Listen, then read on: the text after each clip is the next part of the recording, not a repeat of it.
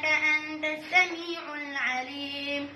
فلما وضعتها قالت رب إني وضعتها أنثى والله أعلم بما وضعت وليس الذكر كالأنثى وإني سميتها مريم وإني أعيذها بك وذريتها من الشيطان الرجيم.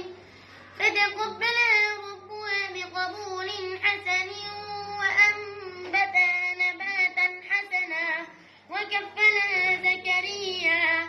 كلما دخل عليها زكريا المحراب وجد عندها رزقا قال يا مريم أنى لك هذا قالت هو من عند الله إن الله يرزق من يشاء بغير حساب.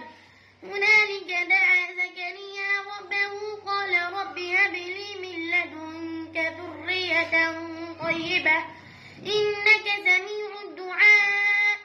فنادته الملائكة وهو قائم يصلي في المحراب أن الله يبشرك بيحيى مصدقا بكلمة من الله وسيدا وحصورا ونبيا من الصالحين.